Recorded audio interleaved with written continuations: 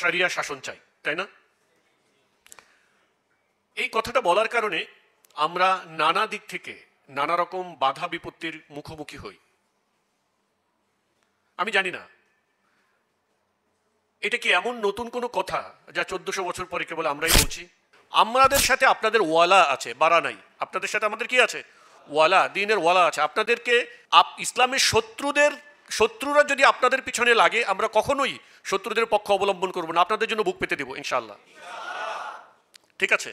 আপনাদের সাথে আমাদের পদ্ধতিগত পার্থক্য আছে। আপনারা যে বলেন গণতন্ত্রের মাধ্যমে দিন কায়েম করবেন, আমরা এটাতে বিশ্বাস করি না। এটার মাধ্যমে দিন কখনো বিজয়ী হবে না, এক।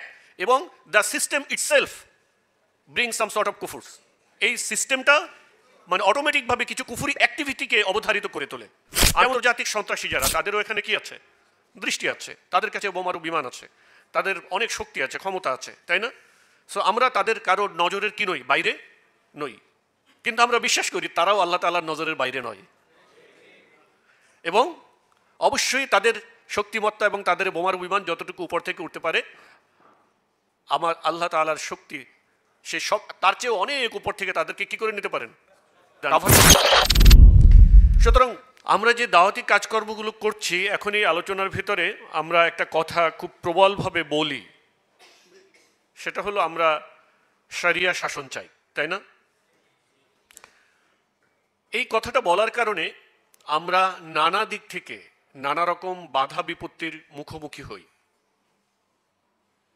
আমি জানি না এটা কি এমন নতুন কোনো কথা যা 1400 বছর পরে কেবল আমরাই বলছি। এই কথা তো সেই রাসূল সাল্লাল্লাহু আলাইহি ওয়াসাল্লামকে আল্লাহ তাআলা আসমান থেকে কোরআন নাজিল করেছেন, সেখানে বলেছেন, আল্লাহ তাআলা বলেছেন, সুম্মা জাআলনাকা আলা শারিআতিন মিনাল আমর ফাত্তাবি'হা ওয়া লা তাত্তাবি' আহওয়া আল্লাযিনা লা ইয়ালামুন। অতঃপর আমি তোমাকে বিধিবিধানের ব্যাপারে, আমরের ব্যাপারে একটা শরিয়তের উপরে রেখেছি। ফাত্তাবি'হা, তুমি সেই শরিয়তকে অনুসরণ করো, এবং যাদের জ্ঞান নেই তাদের অনুসরণ করো না। ঠিক না? সো আমরা কেবল সেই শব্দটা বলেছি, সেই কথাটা বলছি, আমরা শরিয়া চাই। এবং এই কারণে আমরা কিসের মুখোমুখি হচ্ছি? দেখুন, এখন পৃথিবীটা একটা গ্লোবাল ভিলেজ, তাই না? পৃথিবীটা গ্লোবাল ভিলেজ। আমরা যখন এখানে কথা বলি, আপনারা জানেন, আপনারা বলেন যে বাংলাদেশ আপনার কিসের ভিত্তিতে চলে? আয়দার আপনার ভারতীয় আধিপত্যবাদ অথবা ওয়াশিংটনের আধিপত্যবাদ, তাই না? তার মানে হলো যে আপনি এখানে যা কাজ করছেন, এই বিষয়টার সাথে কেবল আপনার স্থানীয় বিষয়ের সম্পর্ক না। এই বিষয়ের সাথে যারা সারা পৃথিবীতে সন্ত্রাস করে বেড়াচ্ছে, তাদের এখানে কি আছে? দৃষ্টি আছে। আন্তর্জাতিক সন্ত্রাসী যারা, তাদেরও এখানে কি আছে? দৃষ্টি আছে। তাদের কাছে বোমারু বিমান আছে, তাদের অনেক শক্তি আছে, ক্ষমতা আছে, তাই না? সো আমরা তাদের কারোর নজরের কি নই? বাইরে নই। কিন্তু আমরা বিশ্বাস করি তারাও আল্লাহ তাআলার নজরের বাইরে নয়। এবং অবশ্যই তাদের শক্তিমত্তা এবং তাদের বোমারু বিমান যতটুকু উপর থেকে উঠতে পারে, আমার আল্লাহ তাআলার শক্তি সে সব তার চেয়েও অনেক উপর থেকে তাদেরকে কি করে নিতে পারেন? কাভার করে নিতে পারেন। সুতরাং we are not afraid of, take this message. আলহামদুলিল্লাহ, আল্লাহু খায়রুন হাফিজা। আল্লাহ তাআলাই পরিকল্পনা করেন। আপনারা কেউ ভেবেছিলেন হাসিনা পলানোর মাত্র 20 দিন আগে যে পালাবে? No one. তাহলে কে তাকে পরাজিত করেছে? আল্লাহ। ফাহাসিবাল্লাহু আহজাব ওয়াহদা। আল্লাহ তাআলাই এই বাহিনীকে একা পরাজিত করেছেন। আল্লাহ তাআলা একাই পরাজিত করেছেন। আমাদের কারো চিন্তায় অনেকে আসেই না এটা। সুতরাং আমরা আমাদের নিজেদের চিন্তা ভাবনার উপর অনেক বেশি কনফিডেন্স না রাখি। আমাদেরকে আল্লাহ তাআলা যে নির্দেশ দিয়েছেন, let us do that and let's rely on Allah's plan. That's it. কি হবে? আইদার আপনি মরে যাবেন, তাহলে আপনি জান্নাতে চলে যাবেন। That's what you are dying for. আপনি তো এইটার জন্যই দৌড়াচ্ছেন এত কিছু, নাকি? যদি মেরে ফেলে দেয় তাহলে কি হবে? আপনি আপনার ওই যে সেই ফুস্তু বিরব্বিল কাবা, এক সাহাবীকে যখন কি করা হয়েছিল? বর্ষা দিয়ে আঘাত করা হয়েছিল, উনি বলেছিলেন ফুস্তু বিরব্বিল কাবা, রবের কাবার কসম আমি সফল হয়ে গিয়েছি। সুতরাং do not make us afraid of, আমাদেরকে ভয় দেখায় না। আলহামদুলিল্লাহ, সকল প্রশংসা কার জন্য? আল্লাহর জন্য। তাহলে আমরা গ্লোবাল শত্রুদের রোষানলে পড়ি যখন আমরা শরিয়াতের কথা বলি, স্থানীয় রামবামদের রোষানলে পড়ি, ঠিক না? স্থানীয় সেকুলারিস্ট দলগুলোর রোষানলে পড়ি। কারণ আমরা যে কথা বলি সেটা এই সমাজ, রাষ্ট্র ব্যবস্থা, বিশ্ব ব্যবস্থাকে পরিবর্তনের কথা বলে। আমরা কোনো সংস্কারের কথা বলি না, আমরা এই ব্যবস্থা ধ্বংসের কথা বলি। Take this message clearly. আমরা কোনো সংস্কারের কথা বলি না, আমরা বলি যা আছে এটা একটা পূর্ণাঙ্গ জাহিলিয়াত, এবং আমরা কায়েম করতে চাই পূর্ণাঙ্গ ইসলাম। এবং আমরা আরো এক শ্রেণীর রোশনালে পড়ি যারা পশ্চিমাদের কোর্টে ফুটবল খেলে গোল দিতে চায়, ইসলামের গোল দিতে চায়। পশ্চিমাদের কোর্টে ফুটবল খেলে ইসলামের বারপোস্টে গোল ঢুকাইতে চায়। এটা কখনো সম্ভব না, এটা পৃথিবীতে কোথাও হয় নাই। আমরা আলজেরিয়াতে দেখেছি, আমরা মিশরে দেখেছি, ওইখানে বিজয়টাও পরাজয়। ওখানে আপনারা যেটাকে বিজয় বলেন ওটাকেও আমরা পরাজয়ের মধ্যেই গণ্য করি, ওটা কোনো বিজয় নয়। সুতরাং কনফিউশনের কিছু নাই, আমরা তাদেরও রোশনালে পড়ি। তারা কিন্তু দিন চায়, ইসলাম চায়। আমরা আপনাদের যে চাওয়া, আপনারাও ইসলামের শক্তি, আমরাও আলহামদুলিল্লাহ ইসলামের শক্তি, আপনারাও ইসলামের শক্তি, তারাও কিন্তু ইসলামের শক্তি, ঠিক না? আমাদের সাথে আপনাদের ওয়ালা আছে, বাড়া নাই। আপনাদের সাথে আমাদের কি আছে? ওয়ালা, দিনের ওয়ালা আছে। আপনাদেরকে ইসলামের শত্রুরা যদি আপনাদের পিছনে লাগে, আমরা কখনোই শত্রুদের পক্ষ অবলম্বন করব না, আপনাদের জন্য বুক পেতে দেব ইনশাআল্লাহ। ঠিক আছে? আপনাদের সাথে আমাদের পদ্ধতিগত পার্থক্য আছে। আপনারা যে বলেন গণতন্ত্রের মাধ্যমে দিন কায়েম করবেন, আমরা এটাতে বিশ্বাস করি না, এটার মাধ্যমে দিন কখনো বিজয়ী হবে না, এক। এবং the system itself bring some sort of কুফুর। এই সিস্টেমটা মানে অটোমেটিকভাবে কিছু কুফুরি অ্যাক্টিভিটিকে অবধারিত করে তোলে। যেমন ধরুন, সংবিধানে লেখা আছে যে এই সংবিধানের সাথে যা কিছু অসামঞ্জস্য বলিয়া পরিলক্ষিত হইবে তাহা সম্পূর্ণরূপে বাতিল বলিয়া গণ্য হইবে। তাহলে এমন একটা সংবিধানের প্রতি আস্থা এবং তাকে আপহোল্ড করার যদি আমাকে শপথ করতে হয়, আপনার দিলে এটা যদি নাও থাকে, মৌখিকভাবে অন্তত এই কাজটা কুফুর। মৌখিকভাবে কাজটা কি? কুফুর। একটা কুফুর কাজ যেটা মৌখিক, ভিজিবলি কুফুর, সেই কাজটা করার জন্য কিছু শরিয়া কন্ডিশন আছে, ওগুলো ছাড়া আপনি এগুলো করতে পারেন না। অর্থাৎ আপনাকে বাধ্য করা হলে, এবং সেই বাধ্যটা হলো আপনাকে একেবারে ফিজিক্যালি, আপনাকে যদি আপনার কোনো অঙ্গহানি করা হয় বা আপনাকে হত্যা করা হয়, এই ধরনের বাধ্যবাধকতা ছাড়া এই ধরনের কুফুর উচ্চারণ করা, যেটা আপনার হৃদয়ে নাই। আমি বলছি না আপনার হৃদয়ে কুফুর আছে, আপনার হৃদয়ে নাই। আপনি দিন চান, ইসলাম চান, আল্লাহকে, এক আল্লাহকে আপনি মানেন, আল্লাহ রসুলকে মানেন, দিনকে ভালোবাসেন, এটা আমরা স্বীকার করি, এটা আমরা বিশ্বাস করি। কিন্তু যে কথাটা মুখ দিয়ে বলতে হয় সেই কথাটা কি? কুফুর। সো এই কথাটা উচ্চারণ করাটাও মূলত কি নয়? সঠিক নয়, সেটা বলছি।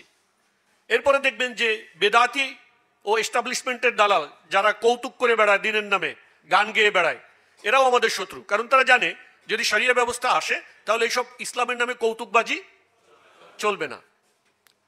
এমন কি এই সব কিছু বাদ, এরা তো পথভ্রষ্ট শ্রেণী, এমনকি যারা পথভ্রষ্ট নন, হকের উপরে আছেন, এমন কল্যাণকামী লোকজনও আমাদেরকে নিয়ে শঙ্কিত হয়ে পড়েন এবং আমাদেরকে নানা রকম উপদেশ প্রদান করেন যেন আমরা, মানে আমাদের মনে হচ্ছে আমরা বাড়াবাড়ি করি। কি বাড়াবাড়ি আমরা করেছি? আমরা কাউকে বোম মেরেছি? কাউকে বোম মারতে বলেছি? কাউকে অস্ত্র কিনতে বলেছি? কাউকে আঘাত করতে বলেছি? না, আমরা জাস্ট বলছি আমরা মুসলিম, ইসলাম আমাদের ধর্ম, আমাদের শাসন ব্যবস্থা হলো শরিয়া, দ্যাটস ইট। আমরা এটা চাই, এটা ভেরি সিম্পল কথা। আমরা মুসলিম, আমাদের ধর্ম কি? ইসলাম, আমাদের শাসন ব্যবস্থা শরিয়া, এটা তো এবিসিডি। আমরা এটা চাই, এটা আমরা চাইতে পারবো না, বলতে পারবো না? তাহলে আমরা আপনাদের এত আশঙ্কার, ভয়ের আশঙ্কাটা কোথায়? এইটা কুফাররা, কাফিররা মুসলমানদের মনস্তত্ত্বের ভিতরে একটা ভীতি প্রবেশ করিয়ে দিয়েছে, একটা ভীতি। আপনার এই পাকিস্তানিরা শান্তি বাহিনী বানিয়েছিল না? ওরা বানাইছে, ওটার নাম কি দিয়েছিল? শান্তি বাহিনী। আসলে তাদের উদ্দেশ্য কি ছিল? অশান্তি সৃষ্টি করা, এবং যারা এদেশে লড়াই করতেছে তাদের বিরুদ্ধে নানা রকম খারাপ ইয়ে করা। এইভাবে কাফিররা মুসলিমদের মনস্তত্ত্ব, it's a battle of hearts and mind. আপনি যা চান সেটা যদি আপনি বলতেই সাহস না পান, তাহলে সেটা আনবেন কিভাবে? আনা তো ইয়ে বহুত দূর কি বাত হয়। আপনার তাকে বলার সাহস থাকতে হবে। বলার সাহস যাদের আছে তাদেরও সবার করার সাহস নাই। বলার সাহসটা তো প্রাইমারি, একেবারে এবিসিডি, তাই না? যে আমি বলবো আমি এটা চাই, এই বলার সাহসটা এটা প্রথমে দরকার আছে। বলার সাহসেই যদি মানুষ আতঙ্কিত হয়ে যায় তাহলে আনবেন কিভাবে? শুনেন, আপনারা বলেন যে পলিটিক্স, ইসলামের, শুধু ইসলামে না, এই পৃথিবীতে সবচেয়ে বড় পলিটিক্যাল ঘোষণা হলো লা ইলাহা ইল্লাল্লাহ। এর চেয়ে বড় কোনো পলিটিক্যাল ঘোষণা নাই। সুতরাং আপনি যদি লা ইলাহা ইল্লাল্লাহ সত্যিকারভাবে ঘোষণা করে থাকেন, আপনি সবচেয়ে বড় পলিটিক্সের ঘোষণা আপনি দিয়ে দিয়েছেন, ঠিক আছে? তো ওনারাও আমাদেরকে নিয়ে আতঙ্কিত হন এবং আমাদেরকে নানা রকম উপদেশ দেন। এর ভিতরে একটা আছে, ওনারা মনে করেন যে খারিজিয়াতের একটা ধারণা ঢুকে যায় কিনা, আমরা মানুষকে তাকফির করি কিনা, ঠিক আছে, অন্যায়ভাবে ভুলভাবে মানুষকে কাফির সাব্যস্ত করি কিনা। আমি তাদেরকে বলবো, আমার একটা লেকচার আছে তরুণদের মধ্যে খারিজি চিন্তার প্রভাব, কারণ ও করণীয়। আমরা মানুষকে তাকফির করি না, ঠিক আছে? তাকফির করা একটা আইনি ব্যাপার, একটা আইনগত বিষয়। এইটা ওলামা ইকরামের কাজ, বিজ্ঞ আলিমদের কাজ, এবং এটা তারাই করবেন, এটা প্রক্রিয়াগতভাবে করবেন। আমরা তাকফিরই নই, কাউকে আমরা তাকফির করার অধিকারও আমরা নিজেদের জন্য ধারণ করি না। আমরা কোনো কাজ যদি কুফর হয়, এই কাজটাকে কুফর এটা যদি না বলি, তাহলে আপনি মানুষকে সতর্ক করবেন কিভাবে? একটা শিরকে যদি আপনি শিরক বলতে না পারেন, কুফরকে যদি কুফর বলতে না পারেন, তাহলে আপনি মানুষকে সাবধান করবেন কিভাবে? আপনি যদি একজনকে বলতে না পারেন যে এটা আপনার কি বলে 450 লাইন, এটা টাচ করলে তুমি মারা যাবা, তো 450 লাইনটা কি? কুফর ইসলামে, মানে এটা কুফর। এটা যদি তুমি করো তাহলে তুমি কোথায় চলে যাবে? ইসলামের বাইরে চলে যাবা। সেটা তো মানুষকে জানাতে হবে নাকি? তাহলে মানুষ কিভাবে ইসলামে, আল্লাহ তাআলা কোরআনে ফামান ইয়াকফুর বিত-তাগুত ওয়া ইউমিন বিল্লাহ ফাকাদ ইসতামসাকা বিল উরওয়াতিল উসকা, যে তাগুতকে অস্বীকার করবে, তাগুতের সাথে কুফরি করবে এবং আল্লাহকে এক ইলাহ হিসেবে মেনে নিবে, তাহলে আল্লাহ তাআলাও আমাদেরকে মূলত এই তাগুতের সাথে কুফরি করাটাকে ঈমান আনার শর্ত দিয়েছেন। সুতরাং এটা আমাদেরকে কি করতে হবে? বলতে হবে।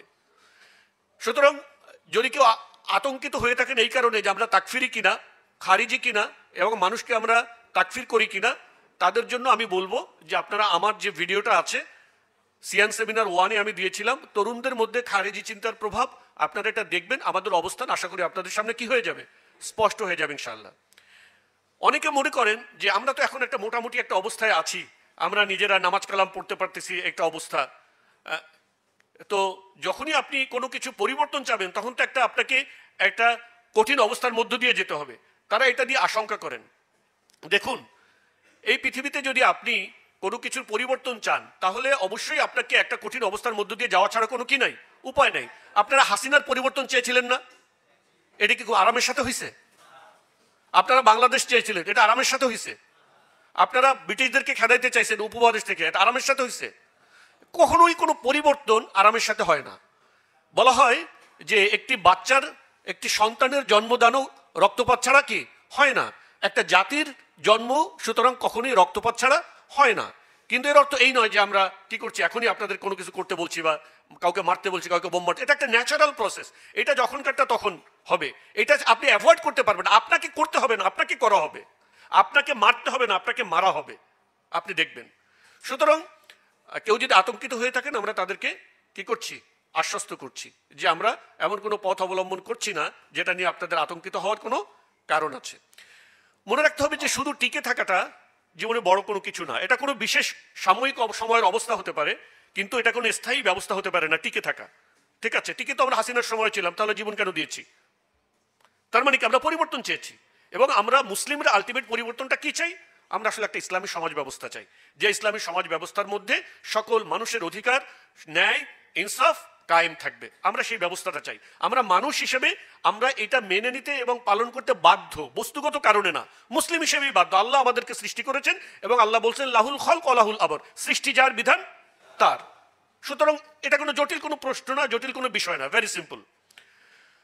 কোনো বিশেষ অবস্থায় কেবল টিকে থাকা গুরুত্বপূর্ণ হতে পারে কখনো, কিন্তু সারা জীবন শাসিত ও অপমানজনক অবস্থায় থাকার সিদ্ধান্ত নেওয়ার মতন নীচ ও হীন কাজ কোনো আত্মমর্যাদা সম্পন্ন মানুষ কখনো নিতে পারে না। অনেক সময় মানুষ লাঞ্ছিত এবং অপমানিত অবস্থায় যদি দীর্ঘদিন থাকে, তাহলে তারা তাদের আত্মমর্যাদা হারিয়ে ফেলে। আত্মমর্যাদা হারাতে হারাতে একসময় তারা জিল্লতির জীবন, লাঞ্ছনার জীবনকে বেছে নেয়। এটাই তাদের জীবনের একমাত্র লক্ষ্য উদ্দেশ্য হয়, তারা কখনো রুখে দাঁড়াতে পারে না। আল্লাহ তাআলা ওই ধরনের মানুষ থেকে আমাদেরকে পানাহ দান করুন। আমরা যেন ওই শ্রেণীর মানুষ না হই, তাদের থেকে আমাদেরকে আল্লাহ তাআলা পানাহ দান করুন। আমরা দেখব